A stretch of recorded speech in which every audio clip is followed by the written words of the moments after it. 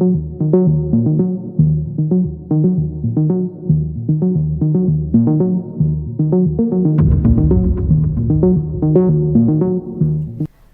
day friends, my name is Deepa.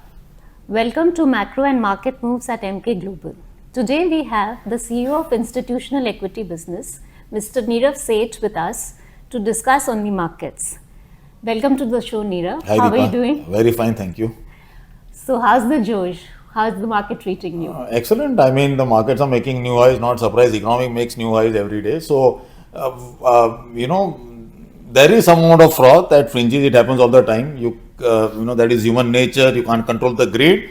But I don't see any excesses on the economy side, which is very, very interesting, which is very unusual. Yeah. Usually, you'll have a lot of animal spirit that flows into, a lot of stupid things happening in the economy. You're not seeing that. Right.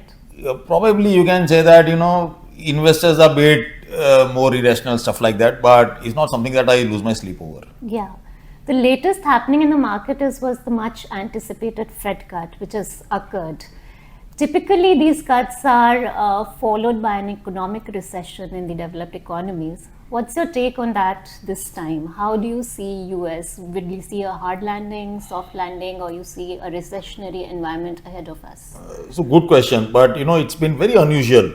At least in my 30 years, I have never seen where you take the rates up from almost near zero levels to 5.5%, and you've not seen any economic dislocation. Yes. Right, so Such which is very kind unusual. of rates have been unprecedented. Absolutely right, and you are talking about an economies which are very highly leveraged, Right. with debt to GDP ratios of about 150%.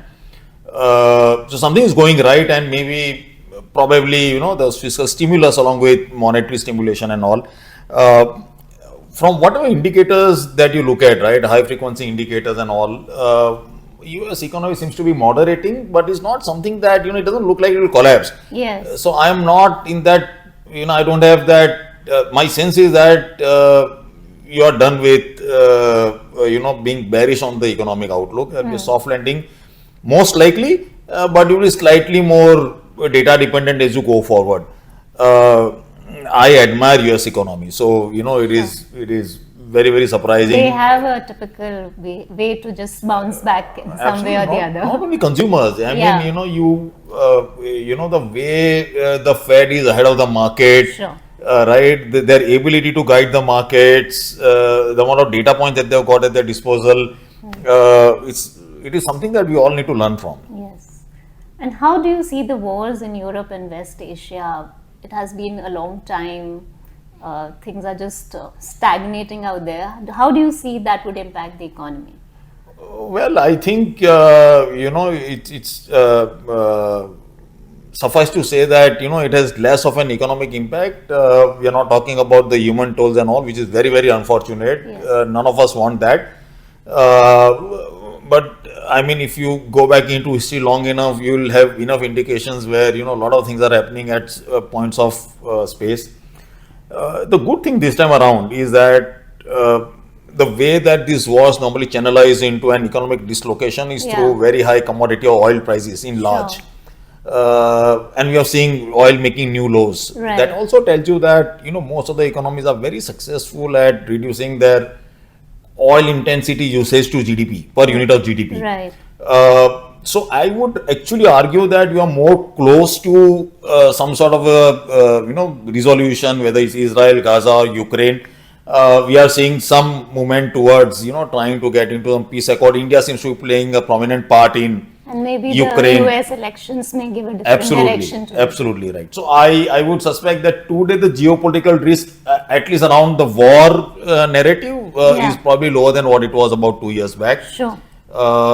Like you highlighted, new election, new presidents, new policies could be a new source of risk. Sure, understood. Now let's come back to our markets, our country. Yeah. India has been typically showing good growth and for a couple of years, and specifically after COVID, it's standing out in terms of its economic growth. So would like to understand from you that how do you see this growth panning out for the next 5 to 10 years? Oh, so more than the market, I'm very, very bullish on the economic outlook. And I think one of the things that you're seeing in the market is essentially just the reflection in terms of how, for a lack of better word, your macroeconomics is extremely robust. Yes. Again, you hardly seen a case where, India inflation consistently is below 4%. You're talking about current account deficit sub 1%. You're talking about, peak interest rates. Your economic growth is about 7% and stuff like that. Sure. So brilliant outlook, right? So your credit growth is very contained and stuff like that. Yeah. Zero macroeconomic imbalances that we see right now. Right. Commendable job by RBI, no matter what.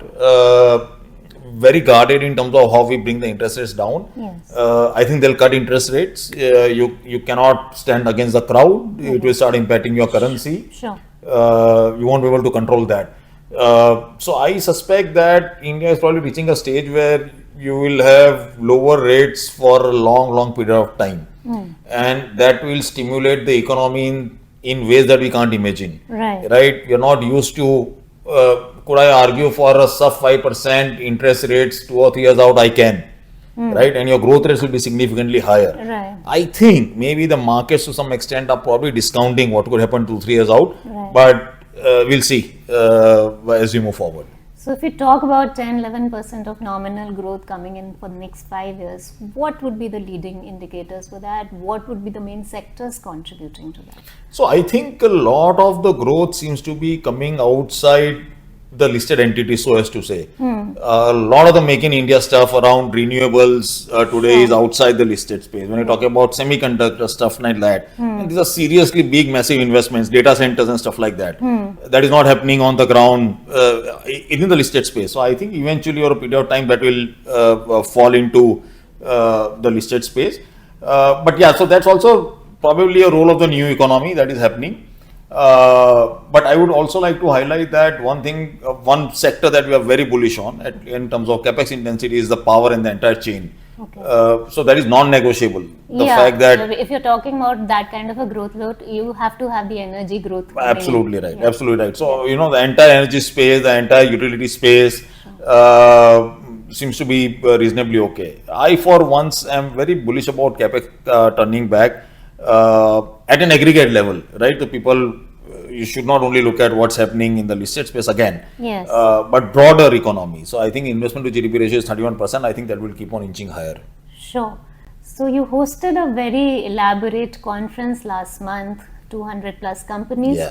Something really stood out in that, similar to what you're expecting in the theme? Yeah, so I mean, obviously, we all talk about China plus one. I think one clear takeaway from the conference was that Europe plus one is an equally big opportunity, whether it's going to be chemicals or whether it's going to be textiles and stuff like that. We are talking about many new FTAs coming into.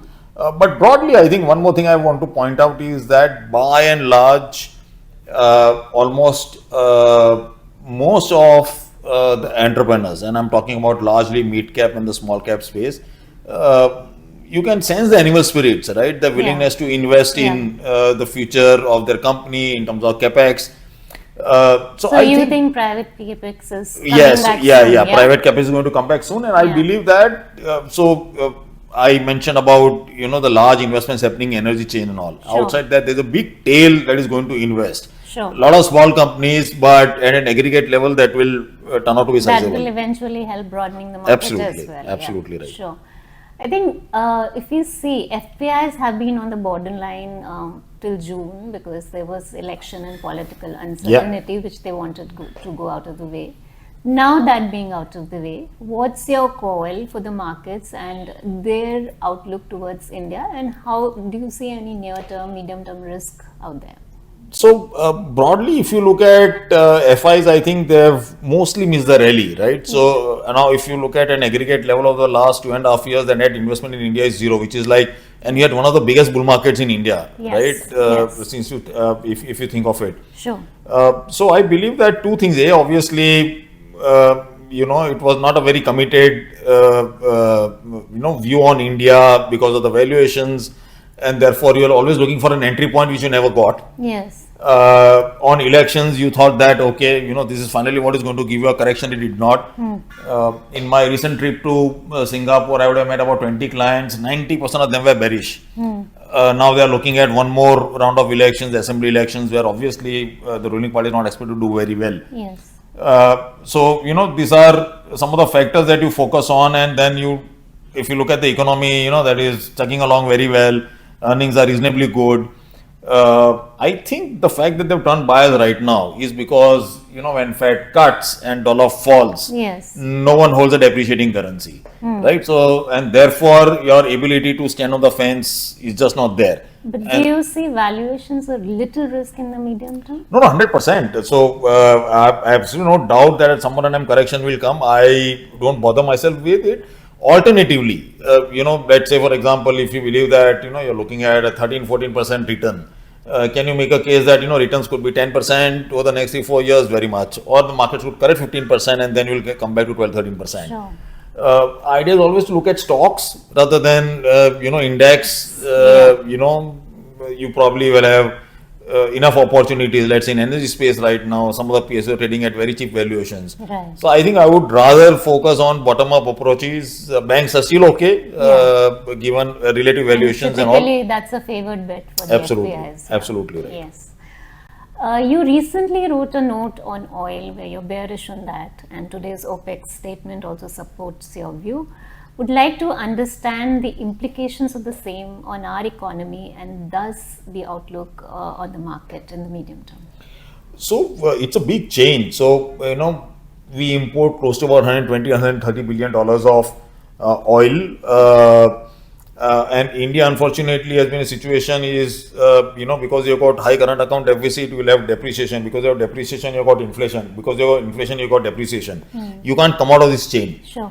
So, which is why I'm coming back to the same point that when I look at the macro economy, for the first time you got a line of sight into probably having, a current account neutral situation because of oil prices being lower, again because you are using less oil per unit of GDP. Yes. Which means that you can have a stable rupee or a very mildly depreciating rupee, and over a period of time that does wonders.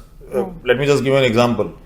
Oil about 10 years back was also $80-90. Today is $80-90. Yes. Simply because of my rupee, my petrol prices are twice the rate of what they were before. And it's not only petrol, it's about transport, it's about petrochemicals, textiles, everything is linked to the rupee.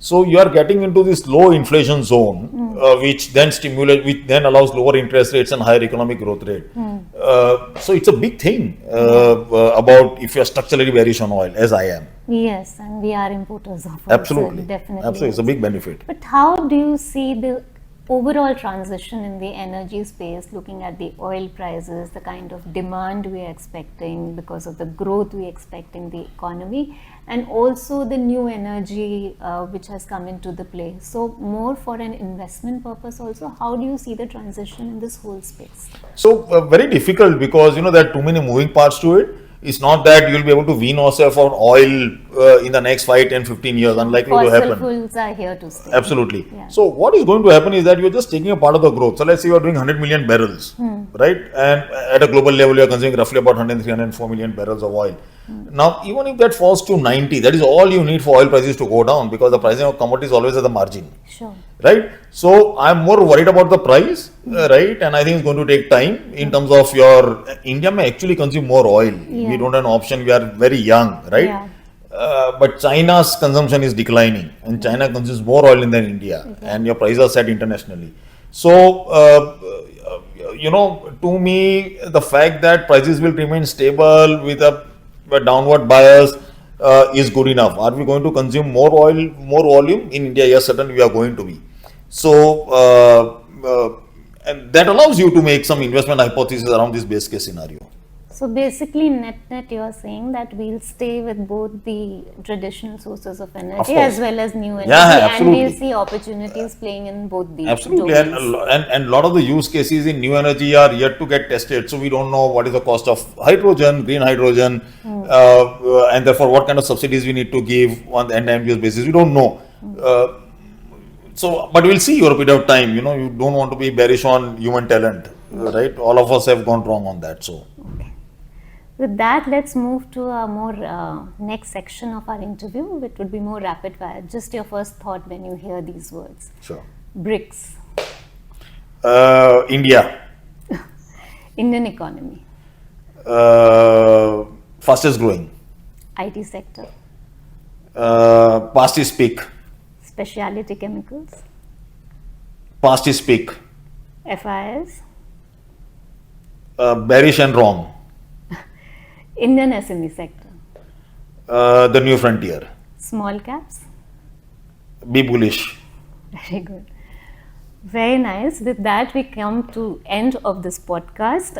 It was very enriching interaction with Thank you, you very Nirav. much, Deepa. Thank you for taking time for this. Thank you. Thank you. Thank you for watching this episode of Macro and Market Moves at Emkay Global. Kindly subscribe to our channel if you like the ideas. Thank you. Okay.